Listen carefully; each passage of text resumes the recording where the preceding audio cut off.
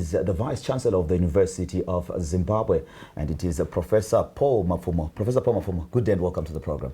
Good day to you, Valente. Professor Mapfumo, to get us started, maybe you can tell us how you are organizing the brain and expert power of the University of Zimbabwe and its capacity to deliver on its promise to support Vision 2030. Thank you very much for your question. You know, university business is about a university providing comprehensive solutions to national problems and to mankind.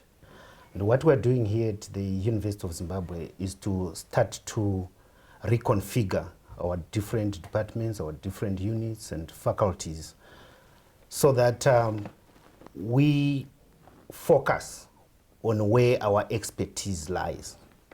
We focus on what the nation needs. So we try to connect ourselves to society, to industry, to commerce, to people, and say, what is it that will make us most relevant? So this, we look at the university becoming a global center of research and innovation. And to do that, we have organized now the faculties into a programmatic approach, which means we will center much of the learning, much of the research, much of the innovation around prioritized problem areas, which would answer the question, what does each faculty stand for? What is their value to society? And with that, it means that we will be using a programmatic approach to research and innovation, and teaching is informed by that programmatic approach. Having said that, Professor Mapfumo, how therefore have you ensured the participation of undergraduates and young researchers along their professors? First, I would like to say the Research Week is one of three most important events of the university. The first important event of the university is the enrollment. When we take the young people, the professionals, the practitioners onto the university to embark on their degree programs, their diplomas, their learning with the university, where they would learn about conducting research, providing solutions to people. And with that, the second one would be the Research Week, where there is an exhibition of what these people are producing. In the past, we have not focused so much on what is it that is cooking in the university. And this should be surely a very big day where industry would want to come and see what is it that's coming out of the university. What are the new solutions? What is the cutting edge technology? What is the new thinking in doing business? Which is the latest knowledge on addressing certain solutions? And when that happens, then the university is beginning to talk to people. And the third most important event then is the graduation, where you say these are the people who have acquitted themselves. They have completed the process of development in a university context, and we're now releasing them to society. And by that time, society knows what to expect.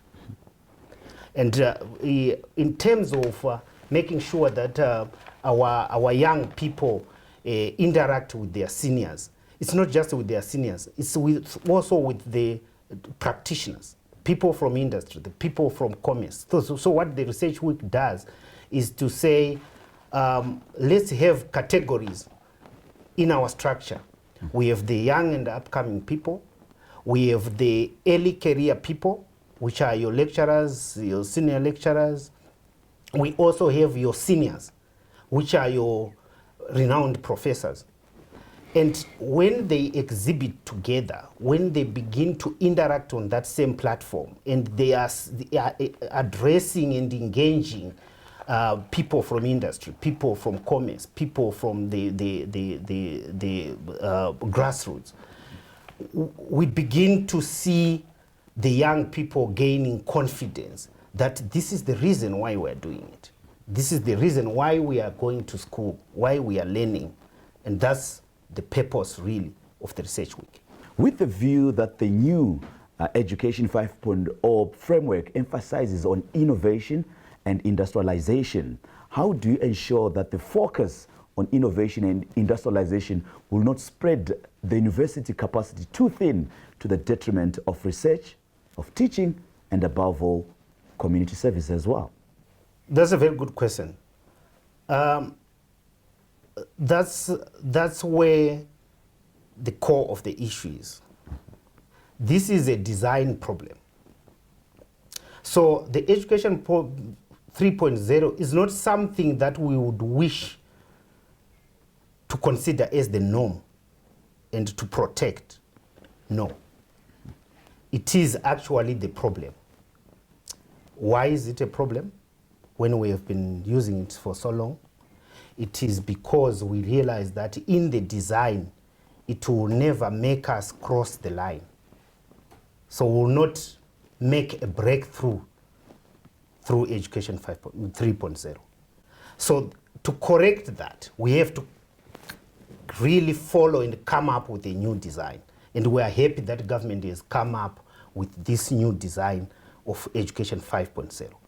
And what it does is not spread thin, but refocus and make ourselves able to cross that mark, the mark of development. Having said that, Professor, how different is Education 5.0 from 3.0 when you consider that the University of Zimbabwe has been exhibiting new research products, particularly at the Zimbabwe International Trade Fair and during expos previously organized by the Ministry of Higher and Tertiary Education, Science and Technology Development? If you look at it, because of the design problem that I just alluded to, we were searching for innovations. We were searching for those people who can come up with novelty. So it was a search. So what do? You gather a lot more institutions, a lot more people, and try to search in case you stumble across an innovation. People who are doing well. But it means the design is flawed. Now the design focuses on developing them, nurturing innovations, mentoring young people for innovation, which means directly you know that you want to do something for industrialization. You want to do something for modernization in your design. And when that happens, you see that when the university was participating in the past, we used to go there with 37, 40 exhibitors. And among them, probably you then get some reasonable number that generate sufficient interest from the public, if we talk of relevance. But now, if you look at what we have done in the last ZITF, you will see that we went there with 15 exhibits. And all of them generated lots of interest. And why? Because these are already nurtured and focused on developing capacities to innovate and allowing space for these young people and their senior professors to show that they can innovate in a way that becomes relevant to our industry, relevant to our people. Professor Mapfumo, Zimbabwe is in dire need of industrialization. How will the University of Zimbabwe research activities lead to industrialization? Focus on the programmatic approach will do and answer a very simple question. What do our people want? And if our professors, if our students are trying to address what is it that we want, they have the sufficient background to know themselves. They know their heritage. They know where they're coming from. They know our circumstances. So they know what their mothers want, their fathers want, their people want. If we do that, then we know we have to make bread. We know we have to produce solutions of having a good business culture. We know we have to have very good accounting systems for the resources that we use. And when we do that, we know we have to manufacture clothing. We have to manufacture our equipment that we use. And when we do that, it means that we don't have to argue about relevance. It simply flows. Africa has a shared history and common challenges of slow and sluggish economic growth. How can higher education, particularly universities, contribute to reversal of this worrying trend, and how do research activities such as your Research Week contribute to the change of the continent's socio-economic fortunes? The Research Week doesn't just create awareness, it also creates opportunities. African governments should realize that you only develop yourself. People develop themselves because they know themselves better in terms of their needs and their wants. And African governments should understand that it all starts with research. We have to conduct that research. We have to fund that research. We have to promote and reward that research. And to me, Zimbabwe is at its best time. His Excellency, the President, Comrade Emerson Mnangagwa, is very sincere in taking and putting responsibility on our higher and tertiary education institutions to deliver. And that's what probably African governments should take cue from. And our Minister for Higher and Tertiary Education, Science and Technology Development is also very sincere, who really relates well to what it is that it takes to deliver goods and services to people. And if our focus as a nation is in that direction, and we all ride on that sincerity to open opportunities for our young people, to provide solutions for us, then Africa will be on a new path. Professor Mapfumo, thank you very much for joining us on the program. Thank you very much.